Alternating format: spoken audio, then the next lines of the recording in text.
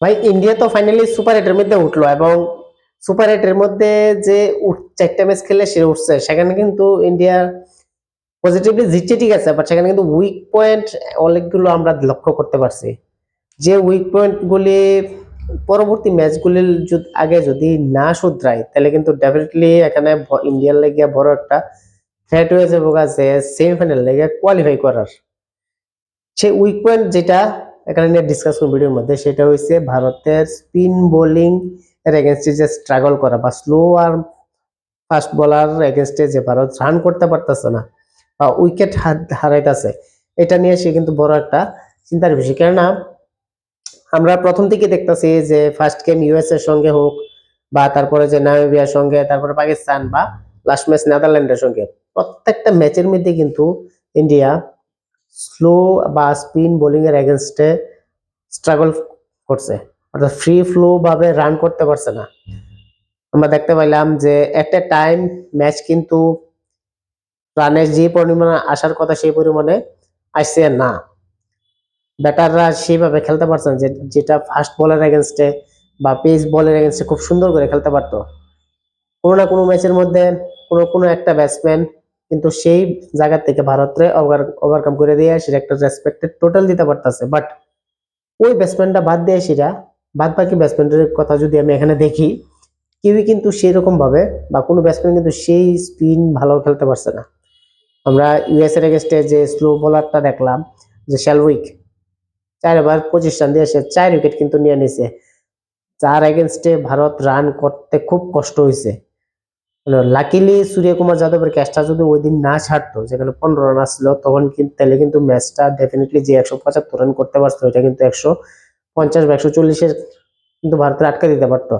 এতটুক প্রেসারে রাখছে, অর্থাৎ অ্যাসোসিয়েট একটা টিম যাদের সঙ্গে ভারত রেগুলার খেলে না, তারা অ্যাসোসিয়েট টিম হয়ে সেটা ভারতের মাঠের মধ্যে ভারতকে সেইভাবে চ্যালেঞ্জ করছে, এটা কিন্তু সাধারণ কথা না। নাম্বার 2, নামিবিয়ার এগেনস্টে যখন ম্যাচ হয়েছে, সেখানে কিন্তু তাদের জেরার্ড এরাসমাস 4 ওভার করছে, 20 রান দিছে, 4 উইকেট নিছে, অর্থাৎ তার এগেনস্টে কিন্তু আবার সেই স্ট্রাগল, অর্থাৎ ফ্রি ফ্লো ভাবে রান সেখানে তুলতে পারছে না। আবার সেখানে একটা ব্যাটসম্যান রান করে নিয়ে আসে টিমের একটা রেসপেক্ট টোটালে ফেলাই দিছে। নাম্বার 3 যেটা কমু, পাকিস্তান। পাকিস্তানের আগে যে আমরা জানতাম পেস বোলিং অ্যাটাক খুব ভালো, বর্তমান কিন্তু কন্ডিশন ওয়াইজ পাকিস্তান কিন্তু সে অ্যাডজাস্ট করে নিছে, এবং তাদের টিমের মধ্যে কিন্তু 7 থেকে 8টা স্পিনারই আছে, যারা পার্ট টাইম ফুল টাইম মিললে সেটা তাদের স্পেশালিস্ট স্পিনার আছে। যে নাম্বার 1 অলরাউন্ডার স্যামিও, সে 4 ওভার 25 রান দিয়ে সে 3 উইকেট নিছে ইন্ডিয়ার এগেনস্টে, তারে ঠিক করে খেলতে পারছে না। সেখানে তিলক বর্মা পর্যন্ত স্ট্রাগল করছে, অভিষেক শর্মা, সালমান আলী আগারে খেলতে পারছে না, সে কিন্তু একটা part time bowler.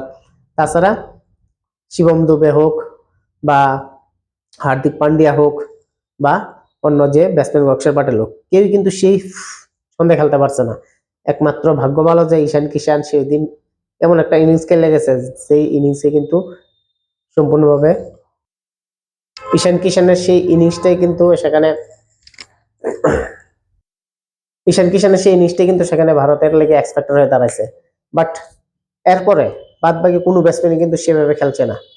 Last match যেটা আমরা নেদারল্যান্ডের এগেনস্টে দেখলাম, নেদারল্যান্ডের এগেনস্টও কিন্তু সেম এট এ টাইম ভারত কিন্তু সেইভাবে খেলছে না যেটা খেলার কথা আসলো। শুভম দুব স্ট্রাগল করছে, যদিও সে শেষ পর্যন্ত মাঠে থেকে সেটা ভারতকে খুব সুন্দর একটা ভদ্রত টোটালে নিয়ে দাঁড়া করাইছে, এবং হার্দিক পান্ডে যে 30 রান করছে তার সুবাদে।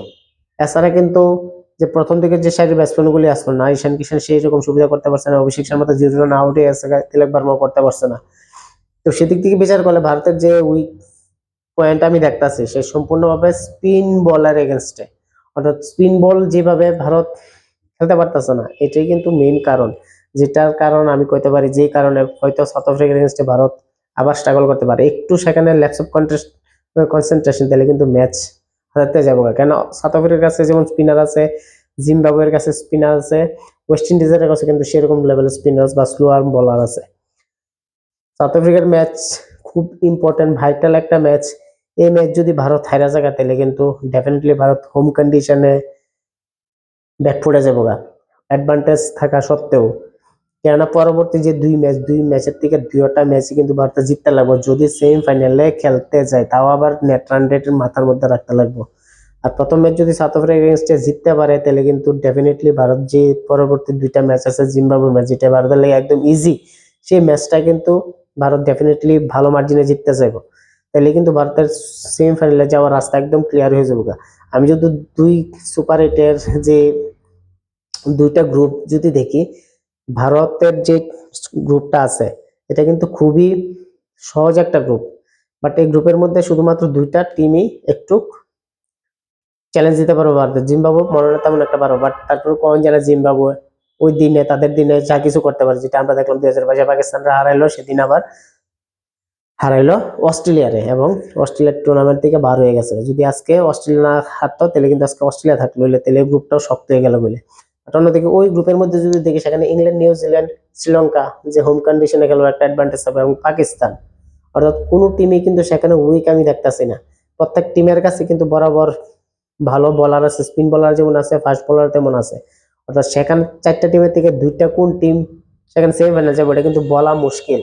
অর্থাৎ সম্পূর্ণভাবে কইতে পারে সেখানে মানে যে কোনো টিম উঠতে পারে সেখানে সেমিফাইনালের মধ্যে দুইটা চারটা টিমের মধ্যে থেকে। আর অন্যদিকে যদি ভারতের গ্রুপটার মধ্যে দেখি তাহলে কিন্তু আমি এখানে কইতে পারি যে আইদার ওয়েস্ট ইন্ডিজ নতুবা সাউথ আফ্রিকা, দুই টিমের থেকে যে কোনো একটা উঠবে এবং ইন্ডিয়া উঠবে। আর ইন্ডিয়া যদি ভালো না খেলতে পারে তাহলে সাউথ আফ্রিকা আর ওয়েস্ট ইন্ডিজ কিন্তু এই গ্রুপের থেকে উঠবো।